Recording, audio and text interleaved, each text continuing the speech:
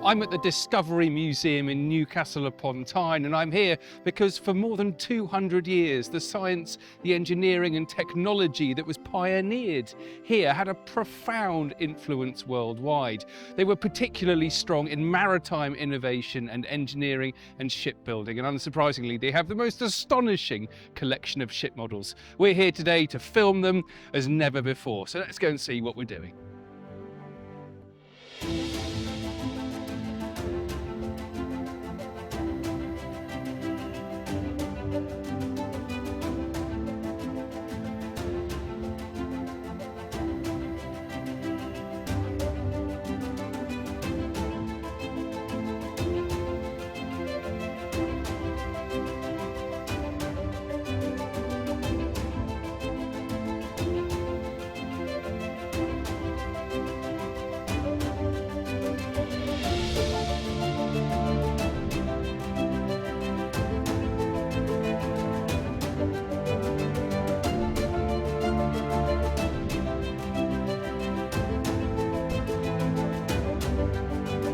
Well, we've been here for a couple of hours and we've managed to set up the first model with the help of the wonderful people here at the Discovery Museum. She's all in position, the glass has been removed and we're good to go. This is the Baikal, a fantastic ship from 1899 with an amazing story. She's an icebreaker and a rail ferry. She was actually built here on the Tyne and then taken to pieces and taken all the way to Siberia, where she was rebuilt. A very important ship because she provided the last link in the Trans-Siberian Railway, and that allowed trains to get from Moscow all the way to Vladivostok on the Pacific coast. So it actually plays a hugely important role in globalization and people being able to travel from one side of the world to the other. Really looking forward to filming this magnificent model.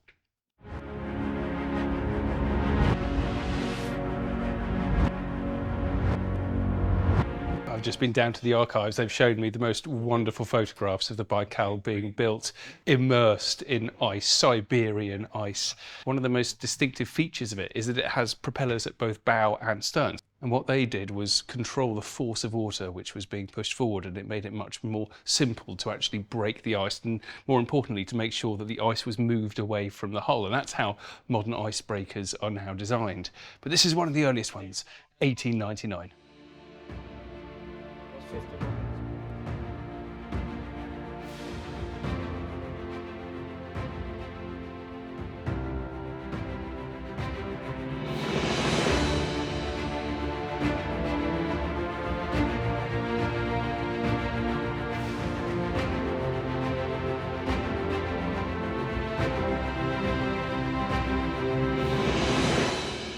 Ship models everywhere. There's one over here, there's another one over there.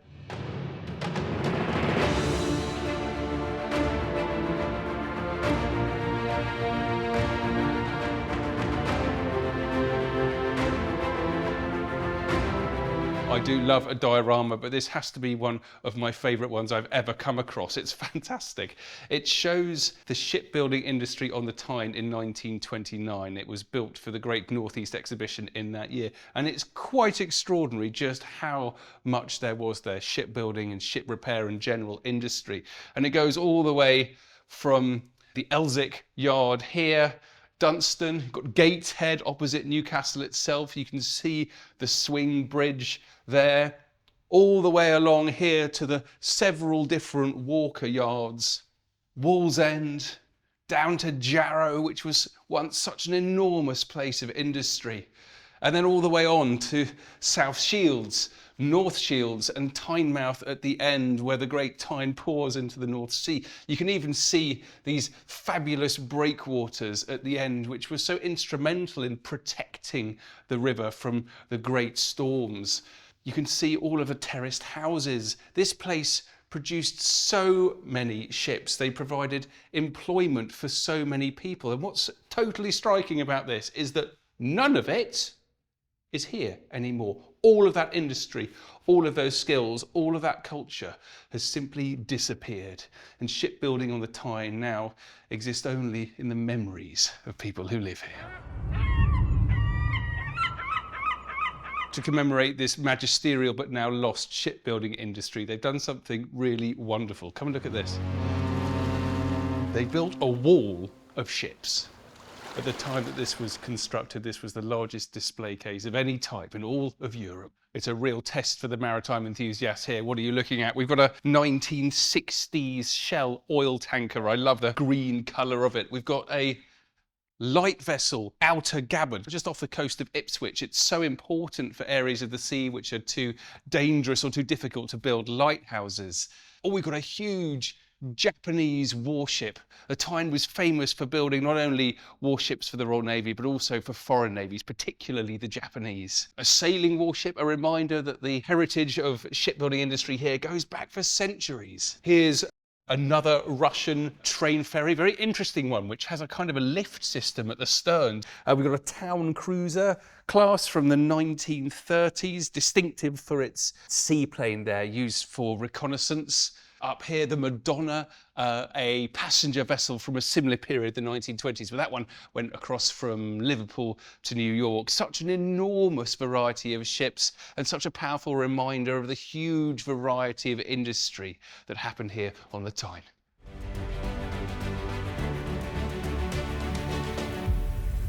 Because all of the dry docks have now gone, it's very difficult to imagine what they would have been like, but this lovely little diorama does give you a sense. This is the Palmer's Hebburn dry dock, as shown in the 1920s, and this was once the largest dry dock on the river, and you can see people at work on the Gladys. Nothing special, just a sort of normal merchant ship. And I love that ordinary, everyday nature of this, a real reminder of the day-to-day shipbuilding life. This is brilliant. It shows the very famous swing bridge in Newcastle. Now, before there was a stone bridge here, and it was in the same location that the original Roman bridge was there. The problem with the stone bridge is that the huge ships couldn't get past it. So they built this swing bridge, which allowed it to open, and then the huge vessels would come through. It's a lovely little model.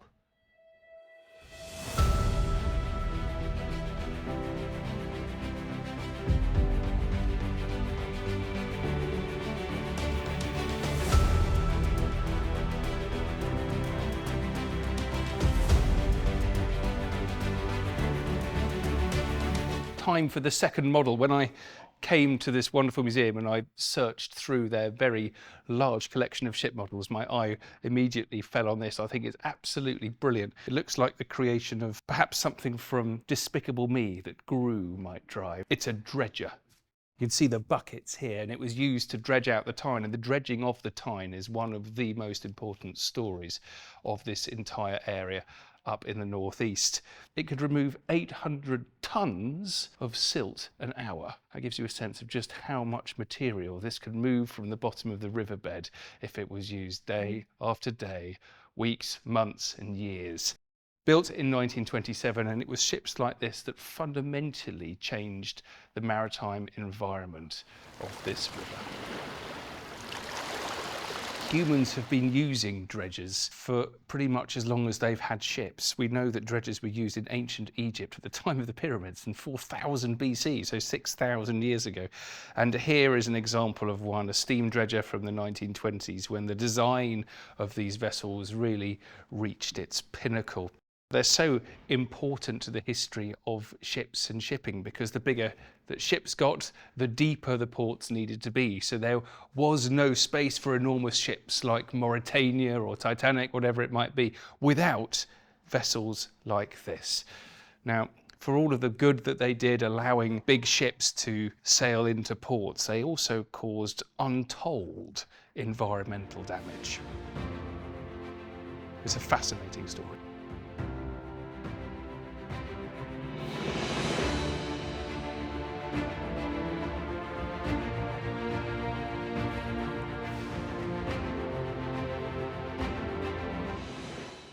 In here is one of the museum stores, and it is an absolute treasure chest.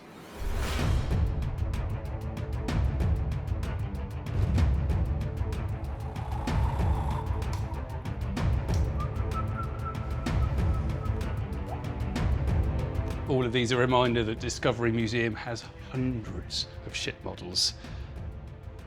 Each one's got its own fabulous history.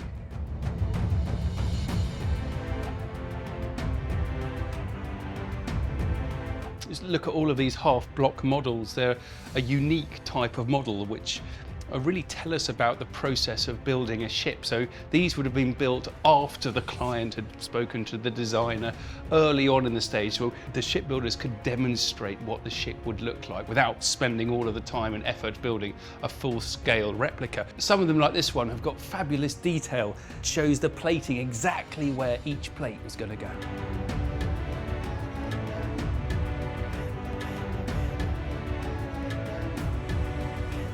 Now, these are all prisoner of war models made by French prisoners of war during the Napoleonic Wars. And these are very small examples. And we've filmed an enormous one at the Science Museum. So if you're interested in this, you should go and check out that video. Made out of bone from this.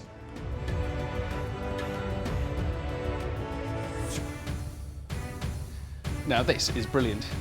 We all know that the Tyne has a long history of shipbuilding. There's actually documentary evidence that ships were built here in 1294, one of the king's ships. But here is proof that it goes back even further too, just before the Great Flood. Yes, that's right, because this is Noah's Ark, built on the Tyne way back in history. In fact, it was built in 1947 for a competition amongst all of the different shipbuilding firms in the UK to see who could build the best Noah's Ark. And this one, where are we? Here we go. This is it. The Tyne Dock Engineering Company Limited of South Shields awarded third prize for their wonderful interpretation of Noah's Ark, complete with dove.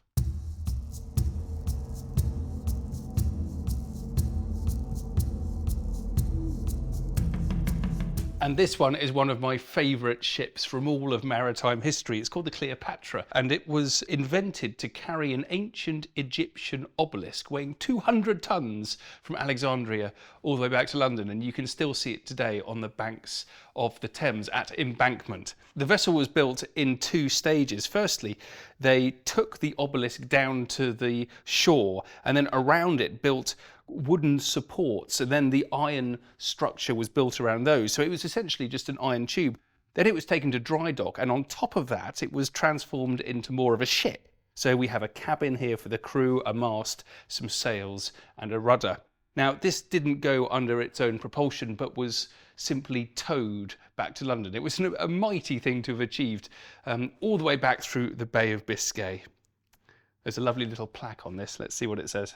Model of vessel, designed and used by John Dixon for transporting the Egyptian obelisk, 1877, scale 1/2 inch to the foot. So you can tell that the original thing was enormous.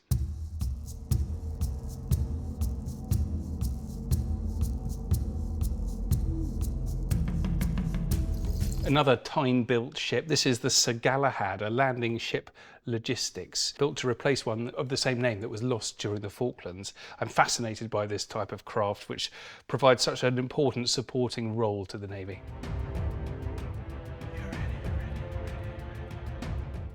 Up here we've got something special.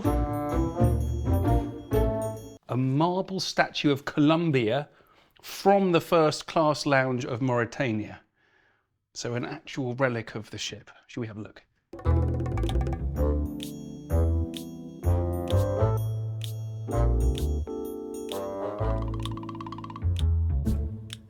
Look at that. Wonderful. Really gives you a sense of the luxury of the first class lounge.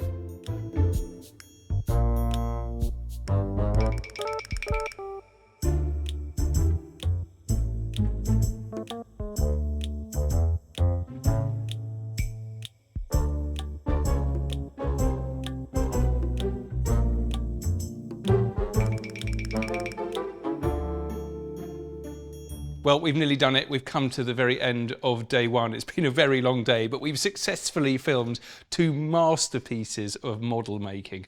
The magnificent Baikal from 1899, and then this bucket dredger. I think it's actually one of my favourite models from the 1920s. But tomorrow we're coming back, and we're coming back to film the big one, the Mauritania. It's a challenge larger than anything that we've attempted yet.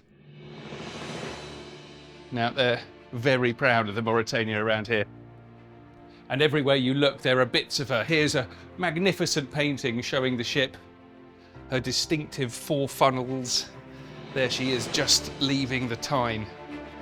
Here we've got 3 links of the Mauritania's anchor chain. And mighty they are too, and round here is my favourite. This is the E from the Mauritania's name that was once on her hull, but the model itself's round here. Here's the model, here's the challenge. First stage is to move it. We've got to move this enormous case away from the wall, which will give us space to be able to move around it and film, and then we've got to take the glass out. But it all begins with the moving.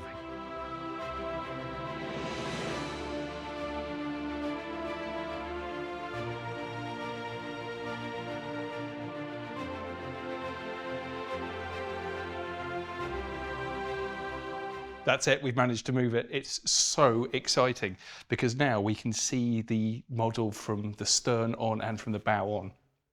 Look at this. Mauritania, Liverpool, and this wonderful view all the way up the ship. No one's been able to see this model like this for 20 years. But by pulling it out from the wall, we can get this amazing perspective. The next challenge, of course, is to take the glass out, and it's, I don't know, 4.5 meters long. That's for tomorrow. Let's go up the bow and look at it from there. Look at that. I feel like I've set her free a bit.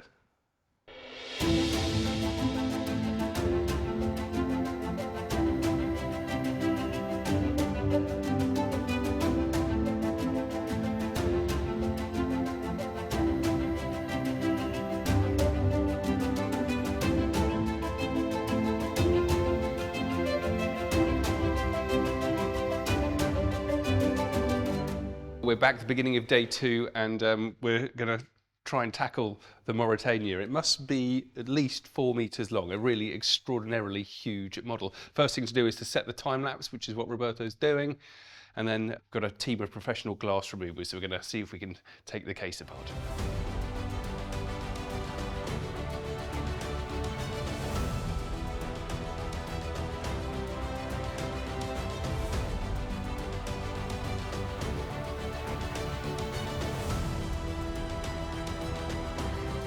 So that's it, it's magical. We can now get in the case.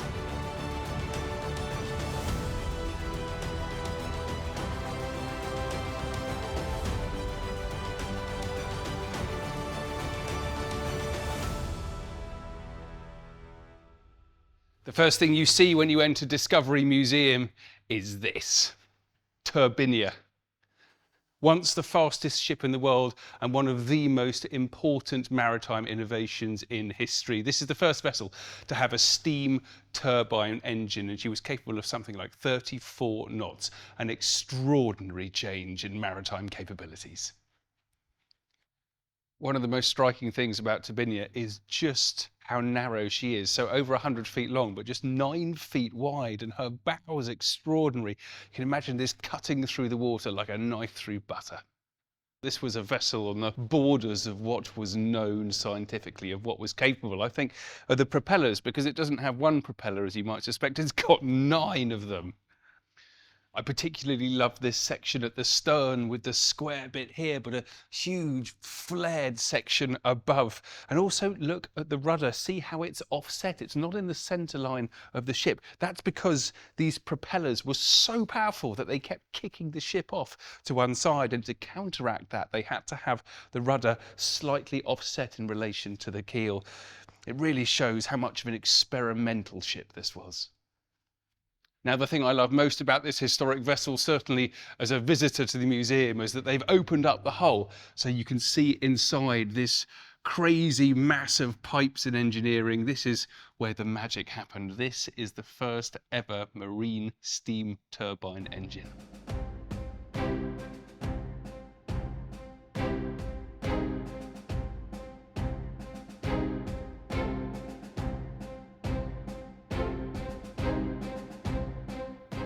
Turbinia was designed in 1894, but it was very clear very quickly that she was going to change everything, and this model here shows exactly how. This is HMS Viper, and she was built in 1899, so 5 years later. She was the first Royal Naval vessel to have steam turbine engines. She was even quicker than Turbinia, able to move at 36 knots. And this ship very much set the pattern for all major naval vessels for the rest of the 20th century. There are numerous ships throughout maritime history that can claim to be iconic, but the Morania certainly is one of those. She was launched in 1906, built at the Swan Hunter Yard on the Tyne, and at the time of her launch she was the largest ship that had ever been built, which actually meant that she was the largest man-made movable object on Earth. She was also the fastest. In fact, she won the Blue Riband for crossing the Atlantic in the fastest time, a record that she held for the next 20 years. An extraordinary ship.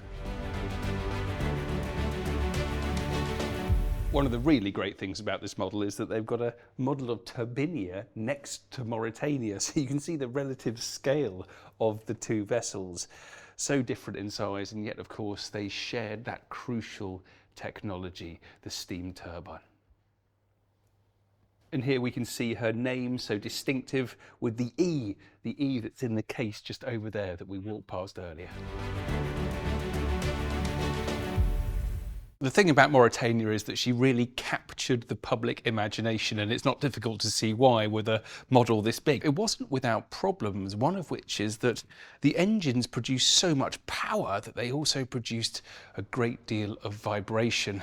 However, the key thing is that they could operate at top speeds for days rather than hours, and that hugely reduced the length of journeys. More people were willing to travel, and it also opened up entirely new economies, particularly in things like exotic fruit. Because those journeys were shorter, it meant that exotic fruit you'd get from where it was grown to where it was going to be sold and eaten very quickly before it went off. And it's fair to say that after Mauritania, after this magnificent ship, the world simply changed.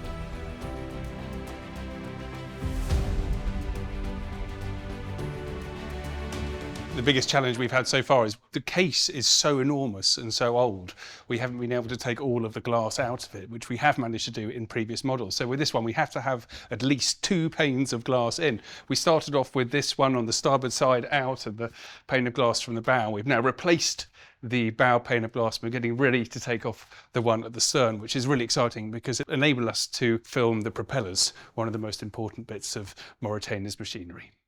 It's like a magic trick. The glass has gone. You can film the stern.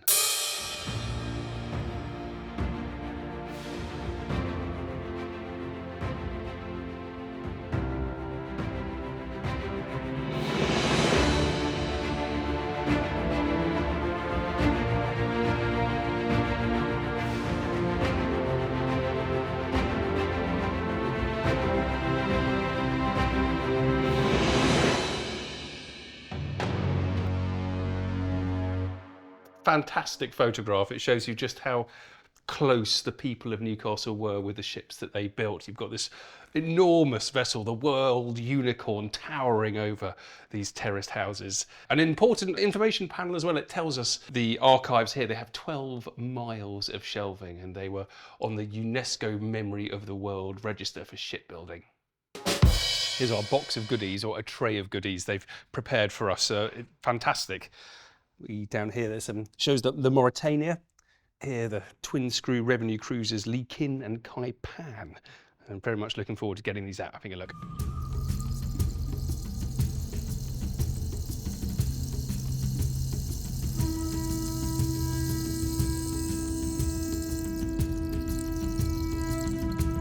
So this is the lower deck, F deck of Mauritania, and it's fantastic. It tells you all of the wonderful details of what was here. The mail sorting room, the beef room, I particularly like that. There's an entire room set aside for bacon. Here, ice room, a mutton and a poultry, fruit and vegetables. Here, of course, the bunkers. Now, you don't have a ship like Mauritania being able to raise that much steam without immense amounts of coal, and huge proportions of this vessel were set aside for storing coal. All of the tiny, tiny rooms, hundreds of people crammed in, all travelling off to find a new life. This is impressive, but if you come over here, they've got the most amazing photograph album of Mauritania, which shows her insides. There we go, RMS Mauritania.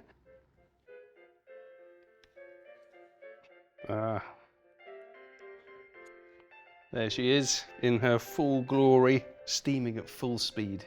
Majestic.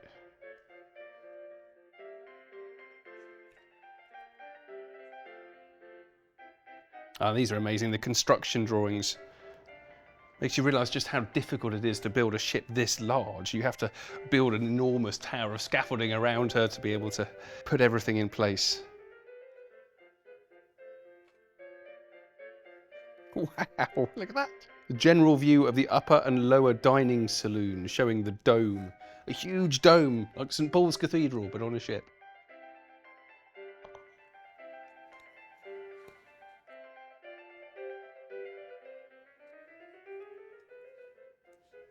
Now I think this is my favourite. The boat deck promenade, looking towards her stern with all of the steam coming out of her funnels. And that, out of more than any of these other ones, this one really makes you feel like you're on board.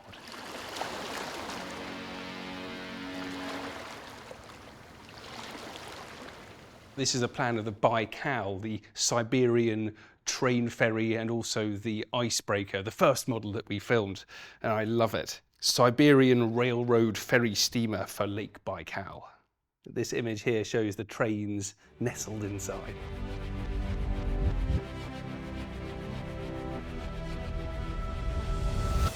This is the Neptune Works. It's a photograph album of the yard that built the Baikal.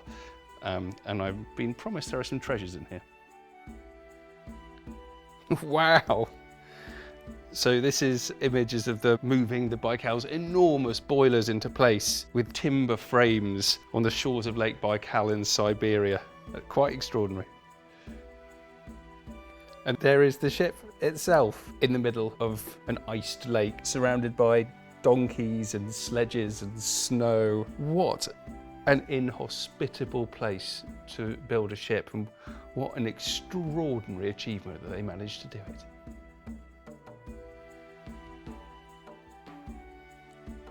This is an amazing photograph of all of the workmen involved in building Baikal. They look cold. One of the brilliant things about the Tyne shipyards is that they built ships for all over the world, and this is a plan for a revenue cruiser that was built for the Chinese Navy. It is so beautifully illustrated. Looking at the details here of the guns, which were also manufactured on Tyne's side, makes you realise how important this location was for the spread of sea power around the world.